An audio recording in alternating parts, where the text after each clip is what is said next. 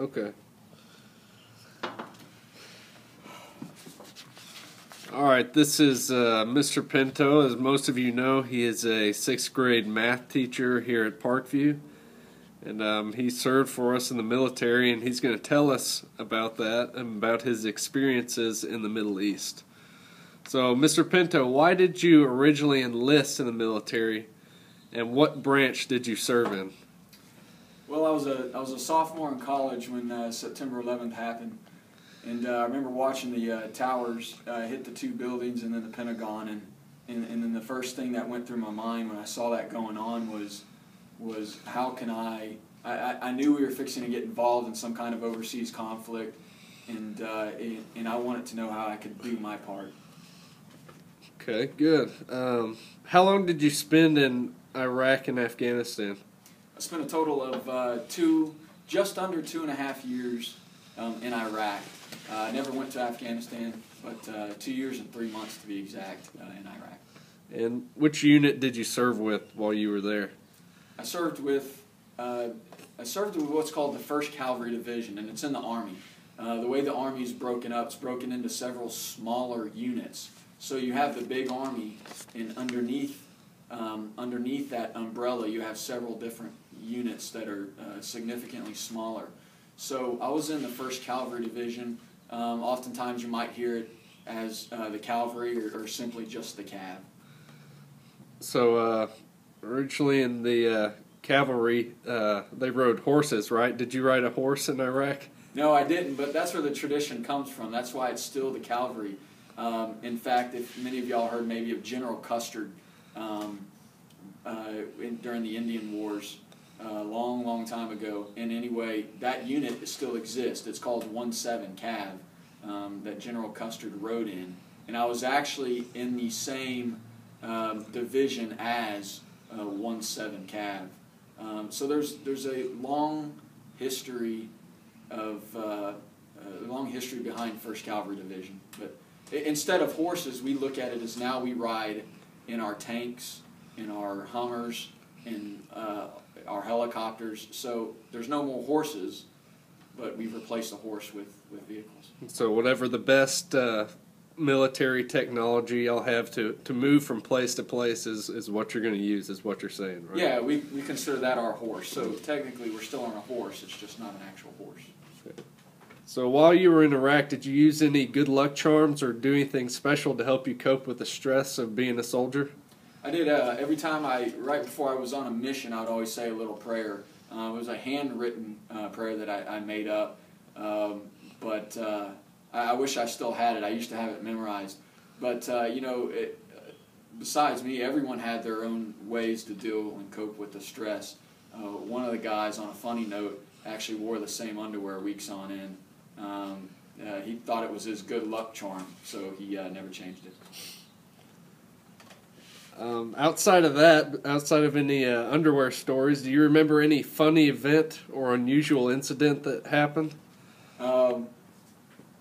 I do. In fact, this might take a while. Let me help develop the story. So one of my missions while I was over in Iraq, I did a lot of stuff, but one of them was to provide security and keep certain roads safe.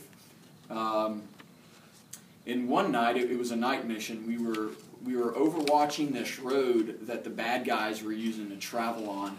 In fact, if you can look on my map, if you can look on my map, I can actually point to where I was. Here's Baghdad, and I was just north of it. In fact, the tip of this yardstick is probably right on it. There's a little road there. We called it Route Redlegs, and it was actually right in the middle of the desert, just north of the major city.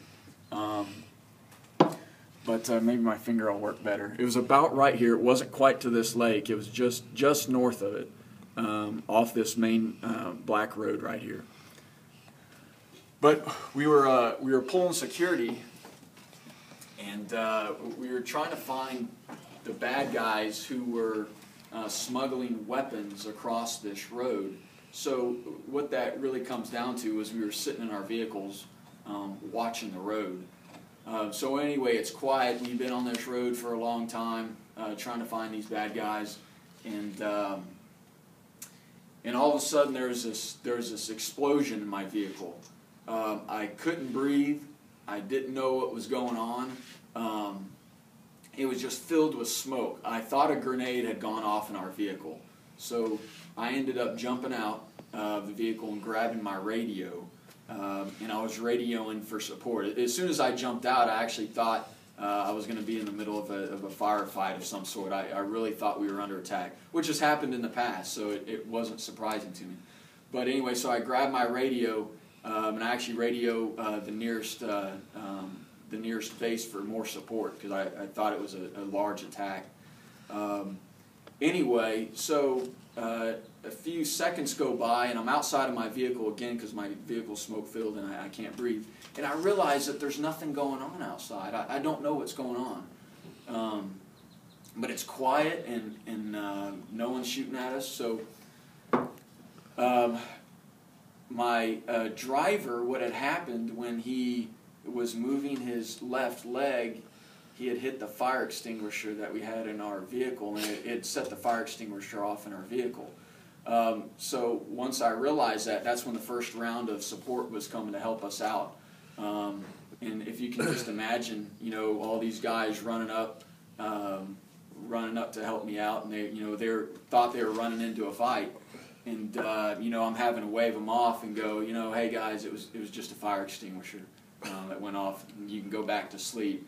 But the bottom line is, a fire extinguisher almost caused a major military operation to take place. It was embarrassing for a little bit. Looking back, it was kind of funny. A lot of guys gave me a hard time about it, but it was a funny story. It's things like that get you a famous nickname, right? That's right. It's things like that. Did you ever get a nickname while you were? I didn't. I didn't have a nickname. No. Okay. No. So outside of fire extinguisher attacks, how did the average locals react to seeing you? It really depended on who you talked to. A lot of the locals, I had the opportunity to live in a lot of the villages out there, and a lot of the locals supported us. They liked us there. We provided some kind of security to their area.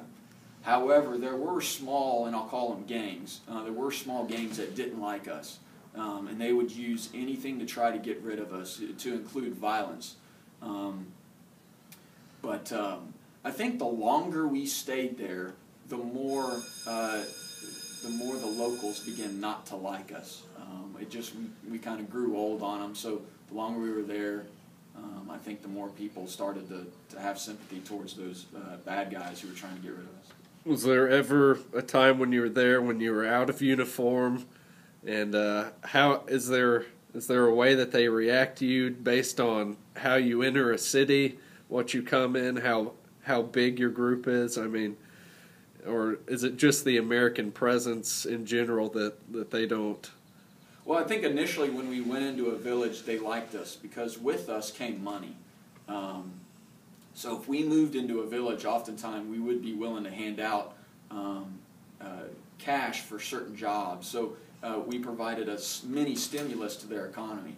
But after we stayed a while, it grew old. The cash started running out, and so I don't know if that answers your question. But okay. That's good. How did